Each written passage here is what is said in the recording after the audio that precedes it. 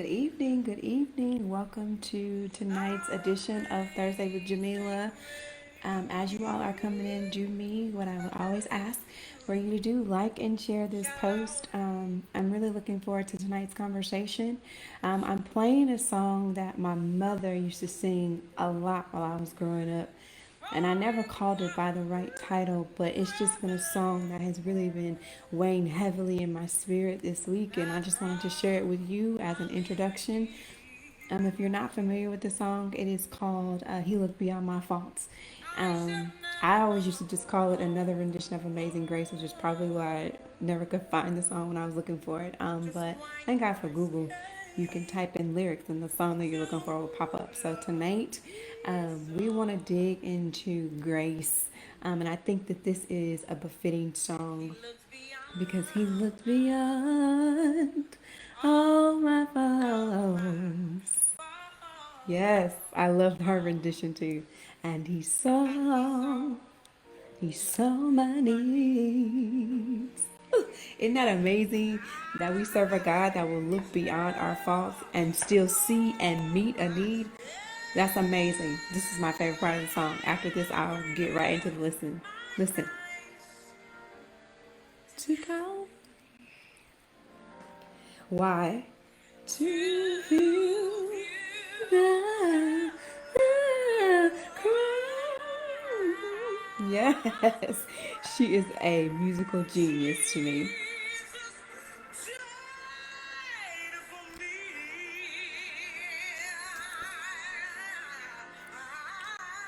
I can't do all that, y'all.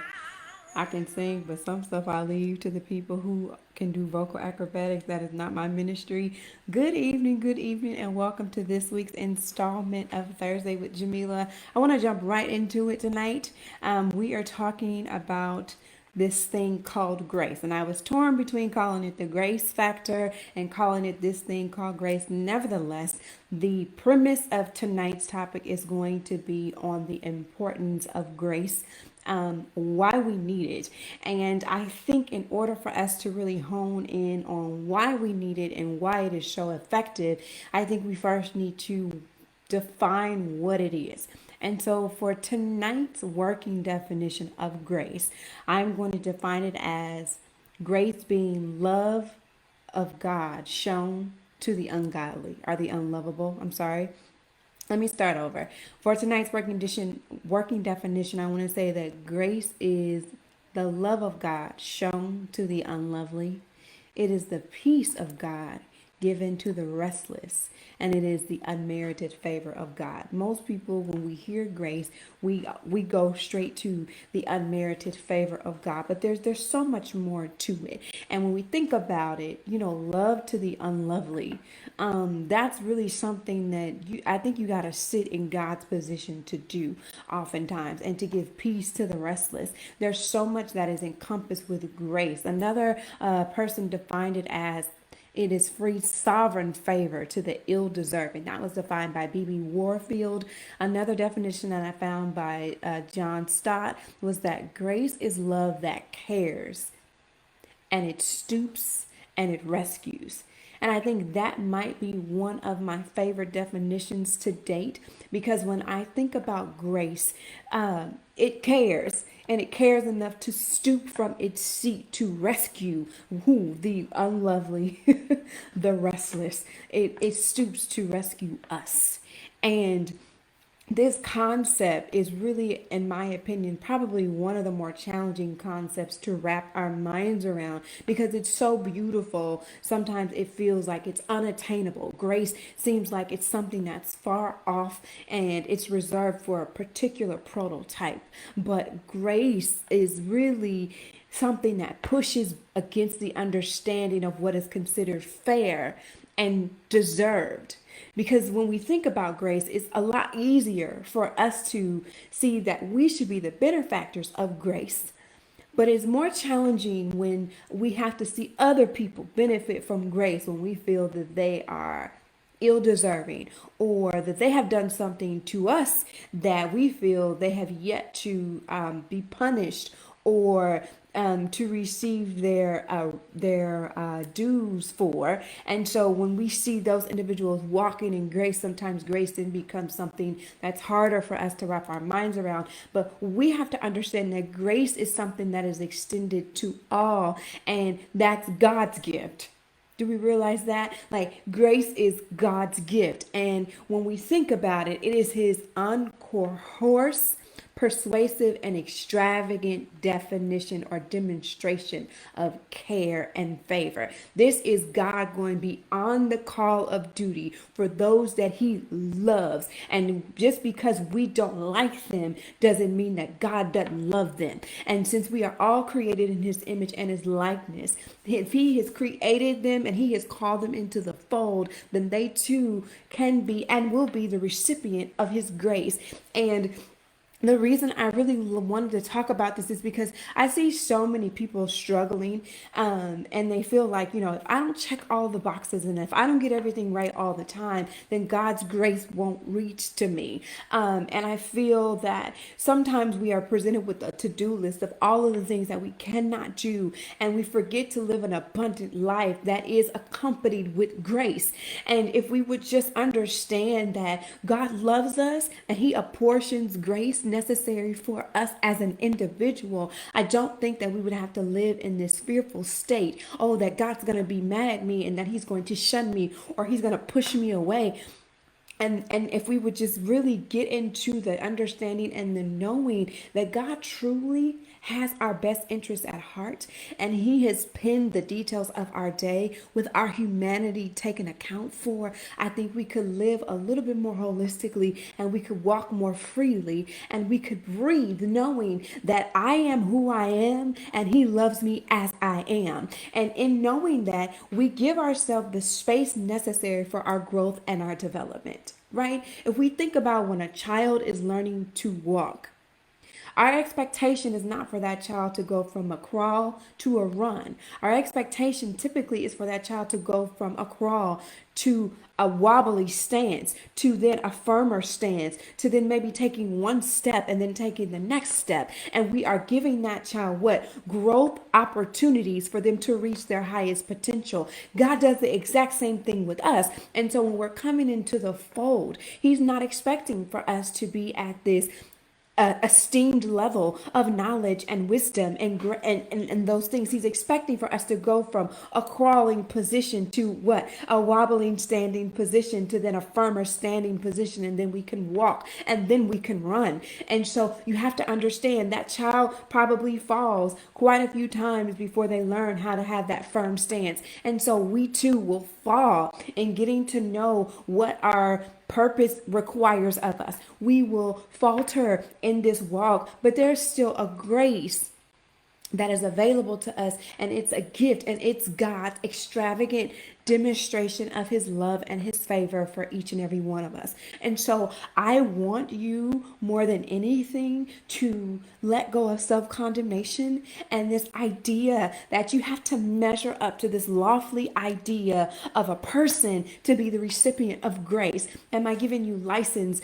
to just forego the standard that we are called to know? But I am asking that you would give yourself a little bit more room to grow and understand that I'm not going to get it right all the time, but it's not going to stop me from trying. Even if I mess up, even if I miss the mark, I'm determined to keep trying, because it's important to me that I fulfill my purpose, and it's important to me that I leave my imprint in this world. And I'm going to do that with some mistakes being made along the way. Okay? And there were so many pieces that I was reading that really just pricked at my heart a bit, because I think grace is a really hard thing sometimes when we are living under the law.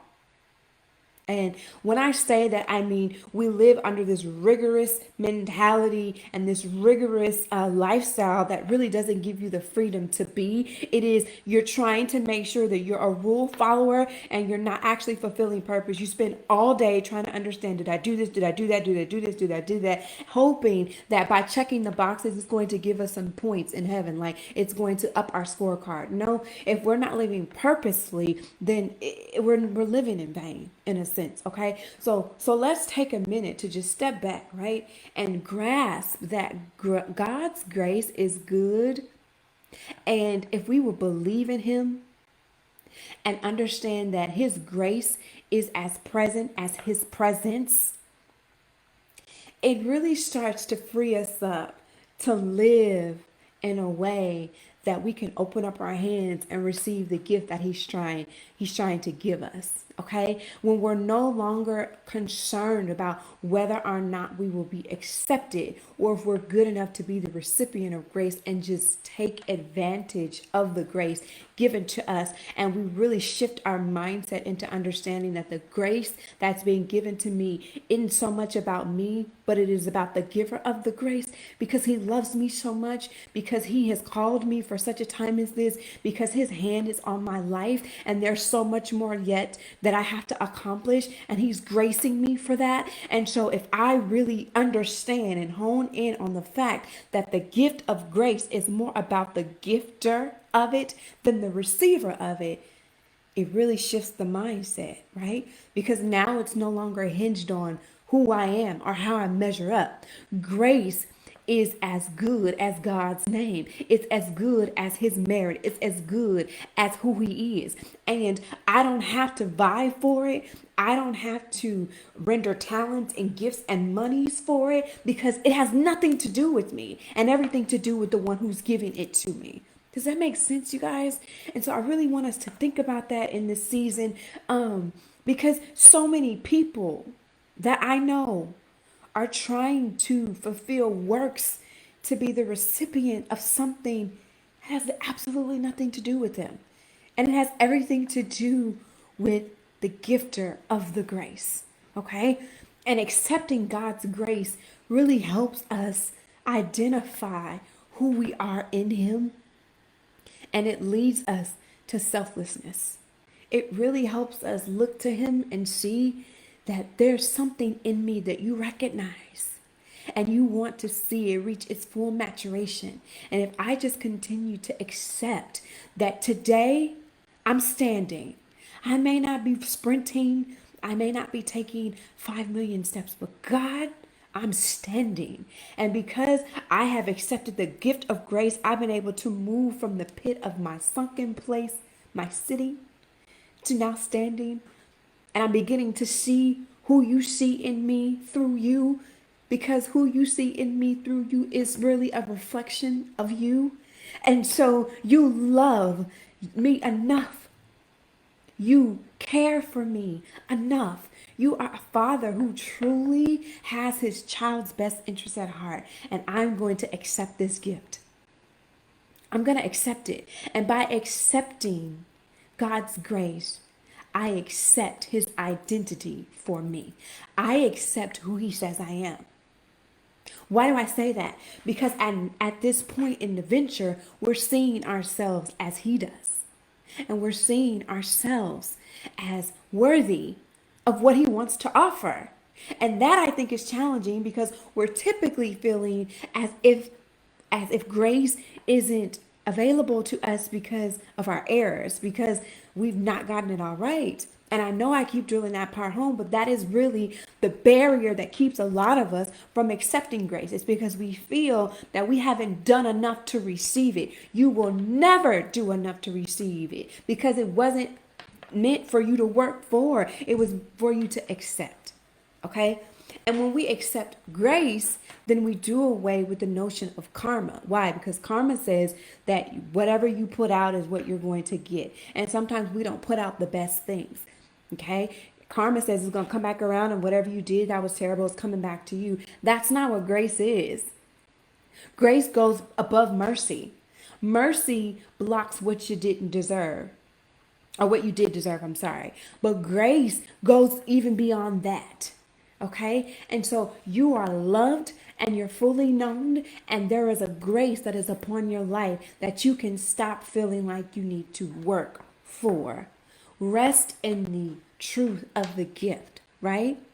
Listen, and when you start to accept the grace and you begin to accept who you've been called to be in Him, then you start to build a firm identity, an identity that is not going to be swayed by the current trends, who comes and who goes, because it's rooted in the truth of who He is and who He's called you to be. And now I have confidence, and it's an inner assurance that I'm going to be and that I am everything that He has called me to be. And so when I accept my identity, it's easier for me to accept His grace because I'm looking at myself through Him.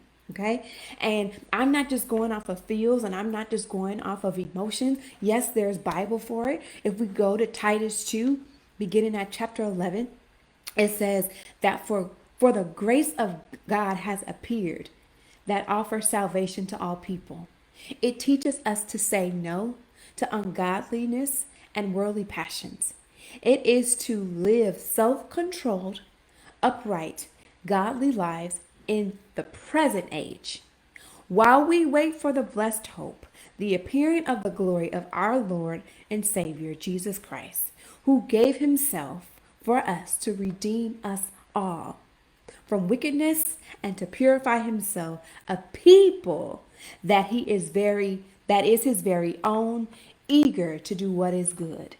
Okay? So when I accept grace, what does it do? It offers salvation.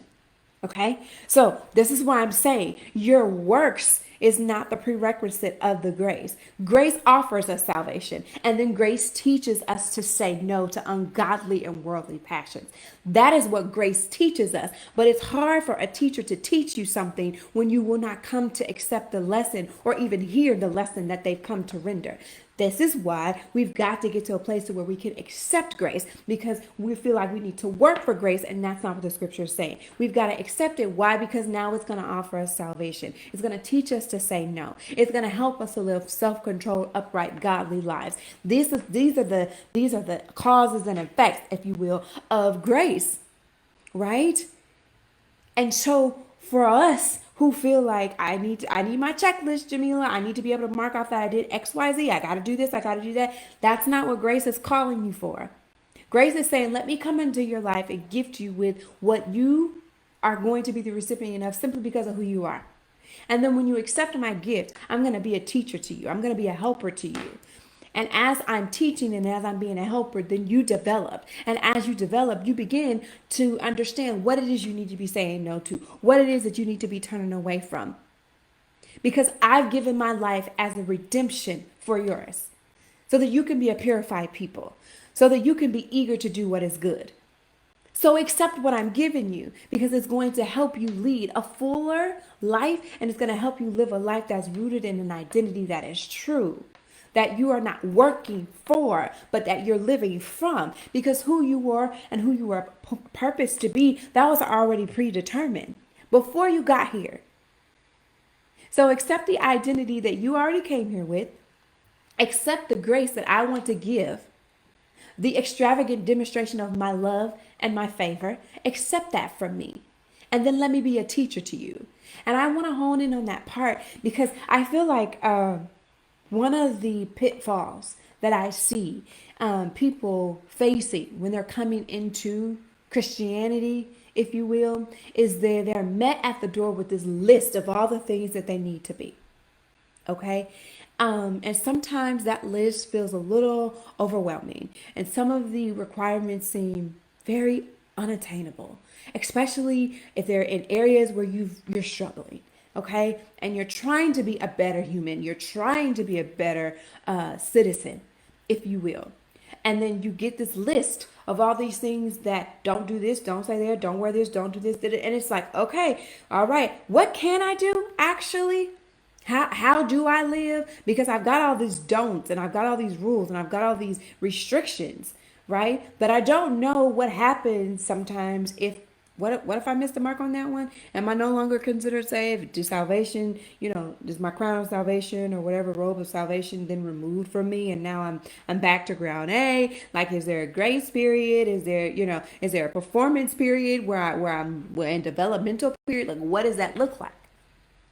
And what I would ask, if you're going to be a teacher or an influencer, one who compels people to come into the fold, really look at them and realize that you were once them and give them hope and let them understand that they have a gift of grace and it's going to serve as a teacher and it's going to help them make the choices that they need to make to continue to live uprightly and walk uprightly before God.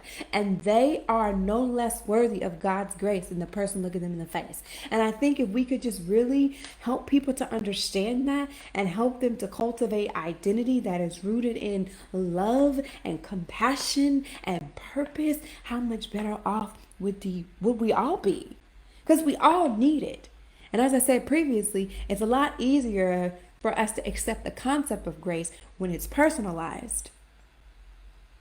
So maybe if we could see our brother and our sister as ourselves and realize that we are who we are because grace wouldn't let up, because grace wouldn't let us go, because grace chases us down, because grace says that we're lovely, are lovable, because grace says that I'm not going to give up on you even when you don't want to go the next step. I'm going to stand here as your greatest coach. I'm going to stand here as your greatest mentor, and I am going to thrust you and encourage you in the way that you should go because that's my mission and that is my purpose. And I'm not letting up on you. I'm going above and beyond. I'm stooping low to rescue.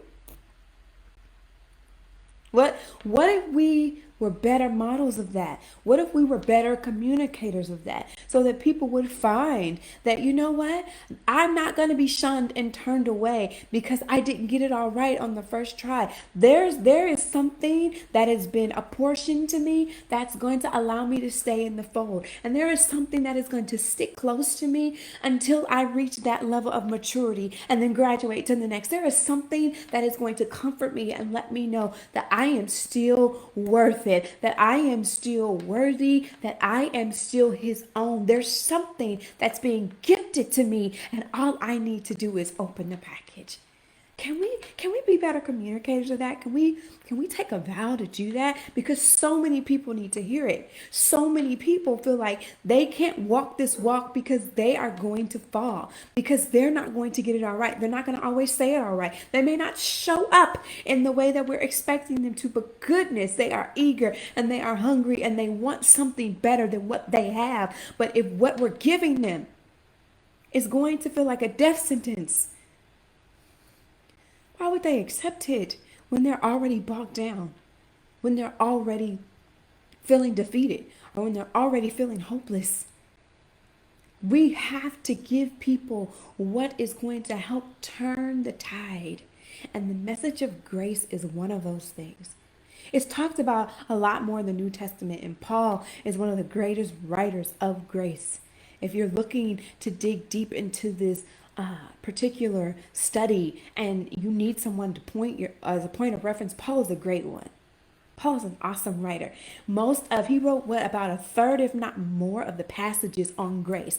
The last demonstration of grace in the Old Testament is Esther.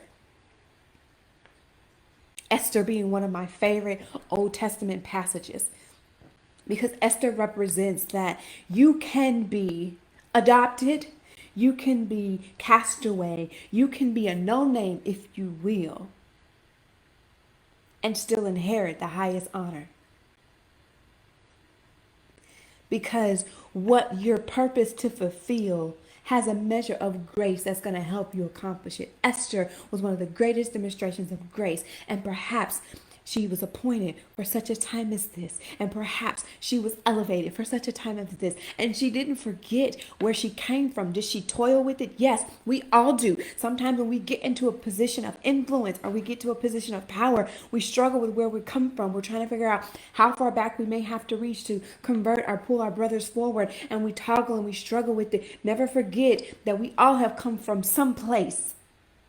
And the place that we come from is intentional, because there is a tribe and a people who need to see that coming from this pedigree and coming from this demographic can still have you seated in places of honor, because there's a grace for it. Listen, God's love, going back to grace and how it truly is the expression of a love that will chase you down. God's love is a love that seeks you out when you have nothing to give in return. This is God's grace in operation. It seeks you out to give you something with the expectation of nothing in return. Grace is a love that is coming at you and it has absolutely nothing to do with you. If you hear nothing that I have said tonight, if nothing else sticks in, let this resonate. It is coming at you and it has nothing to do with you. It loves you when you are unlovable. It chooses you when you seem like the worst pig. It stoops down and it rescues you guys. This is the gift of grace. Grace, again, has nothing to do with the beloved and everything to do with the lover. Okay? It has nothing to do with your qualities. It reflects the decision on the part of the giver, the one who loves in relation to the receiver, the one who is love. Grace negates any qualifications the receiver may personally hold. Grace negates the qualifications the receiver may personally hold. It is not a tit for tat. It is not.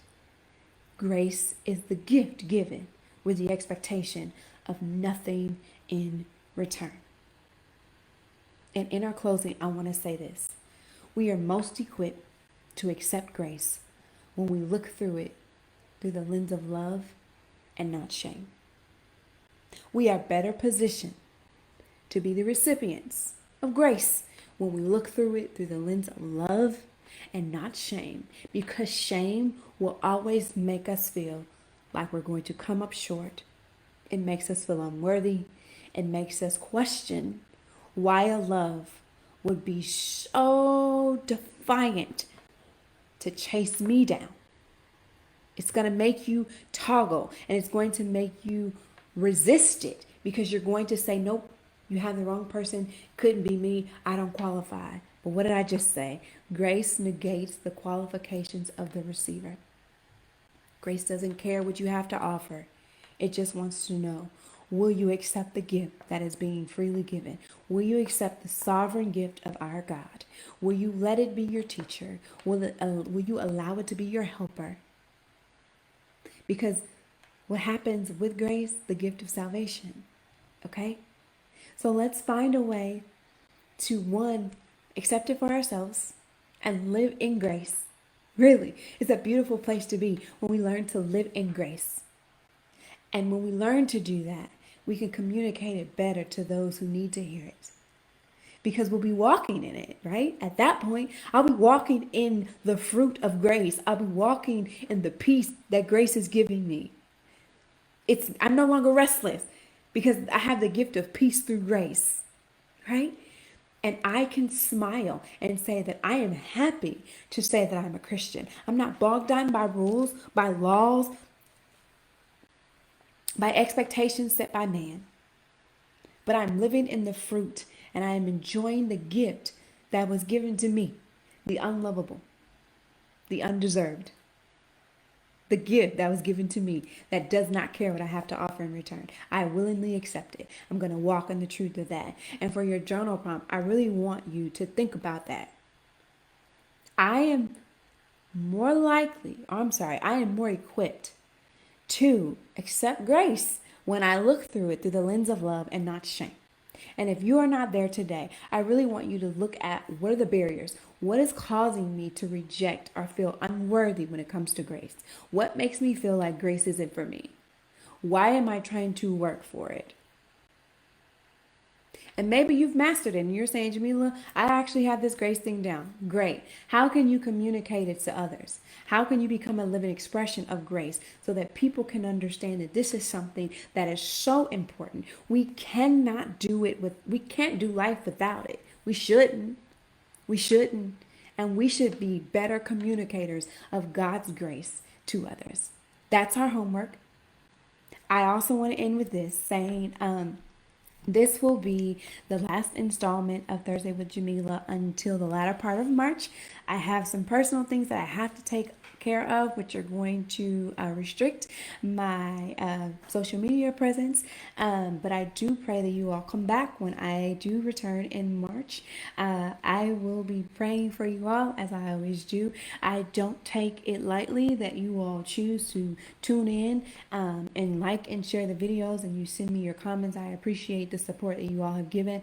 I do ask that you guys keep me in prayer over the next month or so. God is doing what he needs to do, and I am accepting his work. I am accepting what he wants. I am accepting his will, and in that I believe that on the other side of this process, everything that he has called for this season will manifest, and will manifest according to what his design is.